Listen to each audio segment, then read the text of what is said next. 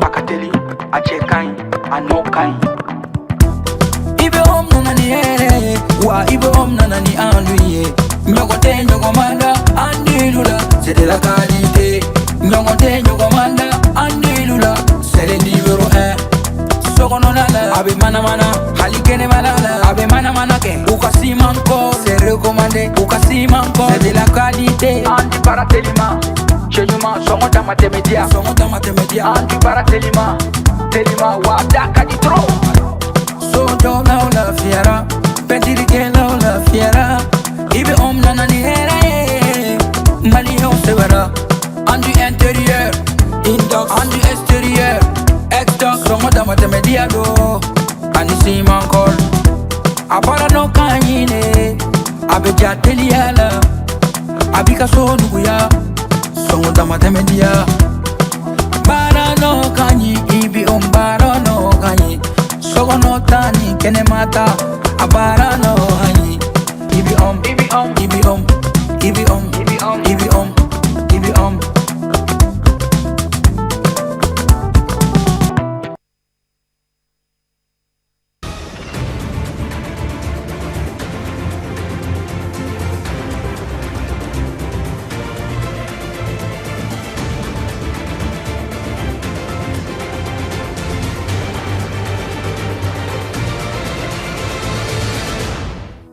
Lancement hier en début d'après-midi de la 3e édition du festival de Sibi, une rencontre culturelle majeure pour les habitants de cette localité et un hommage a été rendu aux femmes de Sibi où leur leadership et leur résilience ont été salués. Nos projecteurs sont braqués ce soir sur Ngolo Konagé et Draman Damele, deux hommes en situation de handicap qui font preuve d'un courage exceptionnel car ayant refusé de se soumettre face à l'adversité de la vie. Regard croisés sur ces hommes, c'est dans un instant avec Zaïdé Zouboué. Voilà donc pour les titres. Très heureuse de vous retrouver. Merci d'avoir choisi Advance TV pour vous informer. Bonsoir. La 3e édition du festival de Sibi s'est ouverte hier après-midi dans la localité cette année. L'événement met un accent particulier sur le leadership et la résilience des femmes rurales face aux défis actuels en valorisant les activités génératrices de revenus du terroir. C'était en présence de notre reporter Mamadou Diallo. Suivant.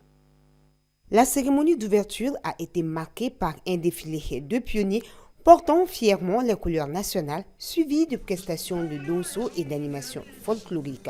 C'est cette ambiance chaleureuse qui a donné le ton à un festival résolument ancré dans la valorisation du patrimoine culturel local. Les nobles objectifs de ce grand événement majeur qui vise déjà à promouvoir et à transmettre nos identités locales et patrimoine culturel. Les femmes, les jeunes et les communautés des Sibi verront à cet événement un événement majeur qui permettra non seulement de valoriser la culture, de former les jeunes et les femmes afin qu'elles puissent être autonomes. Les autorités présentes ont rappelé l'importance de ce rendez-vous annuel devenu un espace clé pour renforcer la cohésion sociale et préserver les traditions. Selon elles, le festival occupe désormais une place centrale dans la promotion de l'identité culturelle de Sibi. Il me plaît ici de rappeler que le festival de Sibi est un facteur de cohésion sociale et de vivre ensemble. Il traduit la pleine adhésion des populations à inscrire dans une logique de promouvoir la culture de la paix et de l'entente au sein de la communauté. L'initiateur du festival a pour sa part souligné le caractère innovant de cette 3e édition. Il affirme que l'événement constitue une manière concrète de soutenir les femmes du terroir et de promouvoir les initiatives locales qui contribuent au développement économique de la communauté. Et résilience des femmes rurales face aux défis actuels, vu que nous savons déjà l'engagement que les femmes et le rôle aussi également que les femmes jouent dans le développement communautaire. Donc initier ce genre d'événement chez soi, ça fait non seulement d'unir nos forces, de mettre en lumière nos talents locaux, les artistes qui sont chez nous, les artisans qui sont chez nous aussi également. À Sibi, le festival continue ainsi d'incarner un espace de rencontre, d'expression et de valorisation où tradition et ambition locale se mêlent pour faire rayonner tout un terroir. À Bamako, Ngolo Konaré, le musicien non-voyant, et Dramana Damele, le handicapé physique muezzin, avance malgré les obstacles que la vie a mis sur leur chemin. Les voix avec les oreilles, l'autre guide les âmes par sa voix entre leurs différences. Une même détermination montrer que le handicap n'est pas une limite, mais une manière unique de briller. C'est du moins ce que nous dit Zaïdi Zouboué dans ce reportage. Deux rives, deux battements, une même détermination. À la rive droite, les premières maisons accrochent la lumière du matin. À la rive gauche, les vieux quartiers murmurent au fleuve des histoires d'hier et de demain. Et quelque part entre ces deux échos vivent deux hommes que tout oppose sauf l'essentiel, la volonté de se tenir debout même quand la vie en décide autrement. J'ai fait l'école coranique et après ça, je suis devenu muezzin. Souvent, j'enseigne aussi les sourates à certaines personnes. Et moi, mon premier poste était au centre de langue ici. J'ai encadré plus de 100 étudiants. Même le président de la République actuelle a passé ici. Bon, j'ai appris la guitare avec Amadou Baraïrou, la flûte et l'orgue avec Idrissa Soumaoro. Sur la colline, il y a un Ngolo avec les yeux fermés à la lumière, mais ouverts aux vibrations. Non-voyant depuis 6 ans, il est guidé par des sons qui deviennent mélodies. Et quand il enseigne, chaque note devient un chemin. Façon de décortiquer la matière, et c'est plus que même les voyants. Pour moi, il a tous les livres dans sa tête, en fait. Et c'est pourquoi, d'ailleurs, moi, je suis quitté en Guinée pour venir jusqu'au Mali. À Amdalaï Asseyi, il y a Dambélé muezzin. Ses yeux voient le soleil, mais ses pieds, eux, ont cessé de le suivre. À bas âge, à cause d'une maladie infantile comme Golo.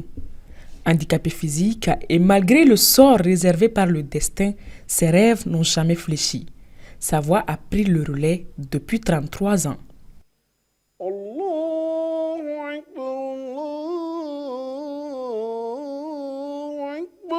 Une voix claire et forte qui traverse les ruelles, qui réveille la ville avant le lever du soleil et qui rappelle à tous que la force ne réside pas dans les jambes, mais dans l'âme.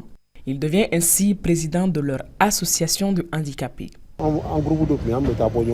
Nous étions un groupe de handicapés qui se rendaient visite quotidiennement que nous avons transformé en association, dont je suis devenu le président.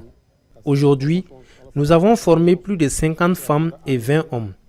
Nous faisons tout type de travail manuel. À Bamako, leurs chemins ne se croisent pas souvent, mais leurs destins, eux, se répondent. Deux hommes que la vie a voulu ralentir, qui ont choisi pourtant d'avancer. La dignité du travail et le refus de céder à la pitié étant leur plus grande force. Dieu a fait de moi un handicapé, mais pas un fainéant. Je dois me battre. Certains pensent que quand on perd la vue, on a perdu la vie, et ce qui est totalement faux.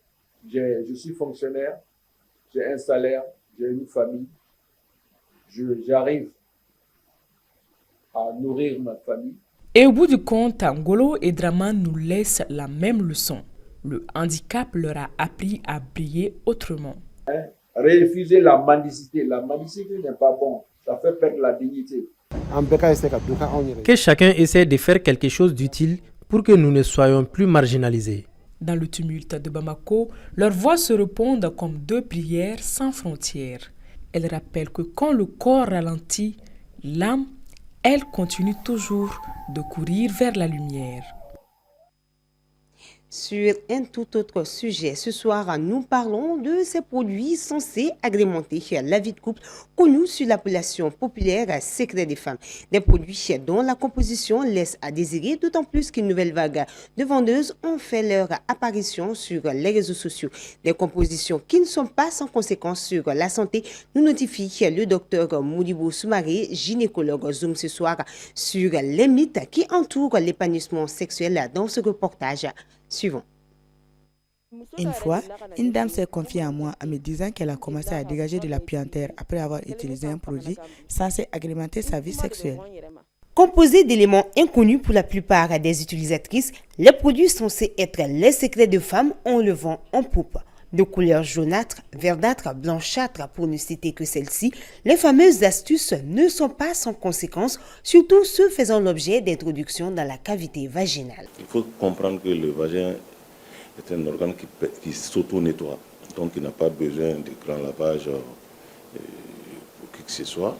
Il est important aussi de savoir que le vagin contient en son sein des bactéries qu'on appelle les saprophytes, qui permettent de maintenir un pH acide qui est hostile à l'installation d'infections. Mais dès lors qu'on amène des produits extérieurs pour utiliser dans les vagins, cela peut changer la composition de la flore vaginale. Bien que reconnue comme étant dangereuse, la détention des secrets de femmes d'un point de vue culturel appartenait autrefois à des communautés bien distinctes. Les secrets des femmes sont un héritage qui se transmet de génération en génération. Il ne s'agit nullement d'un produit qu'il faut commercialiser à tue-tête sans en connaître tous les effets. Malheureusement, les réseaux sociaux sont en train de piétiner cette règle. Au-delà du plaisir charnel et avec une dangerosité approuvée, une question persiste. D'où viennent les mythes qui entourent l'épanouissement sexuel à travers l'utilisation de ces produits? La durée pour l'homme et la capacité de maintenir les sensations chez la femme.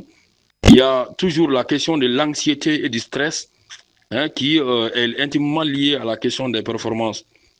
Et cette question de performance est du côté de l'homme et du côté de la femme est devenue une question centrale et une question assez traumatisante.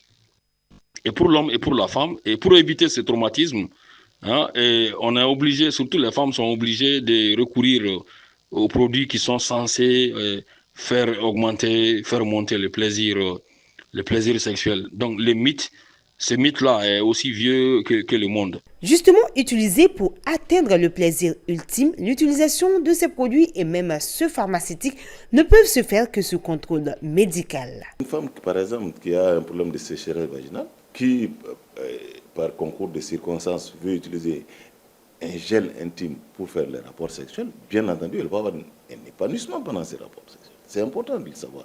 Mais si on en fait un phénomène de mode ou de façon permanente, il peut y avoir une agression qui ne dit pas son nom, qui va être plutôt défavorable pour le vagin parce que ça va déséquilibrer la flore vaginale et entraîner d'autres problèmes. En somme, la recherche du plaisir et de la jouissance pour la femme est bien souvent symbole et source de maladies. Et même si la sonnette d'alarme est déclenchée par les spécialistes de la santé, il n'en demeure toujours pas une préoccupation pour les concernés. À présent, je vous amène faire un tour d'horizon de l'actualité internationale, en bref commenté ce soir par Issa Sissé. Les présidents de la République démocratique du Congo et du Rwanda ont signé à Washington un accord présenté comme historique, destiné à mettre fin à plus de 30 ans de conflit dans l'est du Congo. Une initiative portée par le président américain Donald Trump qui y voit une nouvelle démonstration de son rôle de médiateur international. L'accord conclu aux États-Unis s'appuie néanmoins sur un cadre plus large d'intégration économique et régionale déjà négocié qui pourrait à terme favoriser la stabilité. Dans un entretien exclusif accordé à un média occidental, le colonel Randrianirina, président de la refondation de Madagascar depuis le coup d'État du 11 octobre, affirme vouloir juger l'ex-président Andry Rajoelina dans son pays. Ce dernier a quitté Madagascar. Notre souhait, c'est de le juger à Madagascar par une justice malgache, déclare Michael Randrianirina. Il annonce également que le lancement d'une concertation nationale débutera le 10 décembre et il promet des élections d'ici 2 ans. Les autorités libyennes ont mis en garde cette semaine contre l'installation massive de ces voyageurs clandestins qui peinent à trouver l'Europe. Le ministre de l'Intérieur Imad Trabelsi s'est exprimé lors d'une conférence de presse à Tripoli aux côtés de plusieurs ambassadeurs étrangers et a exhorté l'Union européenne, l'Union africaine et d'autres pays arabes à renforcer leur soutien. Dans plusieurs zones de conflit, le nombre de victimes de munitions mortelles non explosées ne cesse d'augmenter, selon l'Observatoire des mines des Nations Unies. Au Soudan, la situation est également très préoccupante. Les équipes de déminage craint pour les 1,5 million de civils de retour dans la capitale Khartoum. Mais pas que. La situation à El Fasher inquiète aussi. Au Nigeria, les mines représentent une menace constante pour les déplacés qui tentent de rentrer au Bercail, souligne les services anti-mines de l'Organisation des Nations Unies. En 2024, 6279 personnes ont été tuées ou blessées par des mines ou des restes explosifs de guerre, soit le total annuel le plus élevé depuis 4 ans, selon l'ONU. C'est l'essentiel qu'il fallait retenir de cette édition. Grand merci pour votre constance. N'oubliez pas, dans une poignée de minutes, Moussa Sayon Kamara avec ses invités vont nous entretenir sur l'adoption de la première partie du projet de loi de finances 2026. Qu'Allah bénisse le Mali. Bonsoir.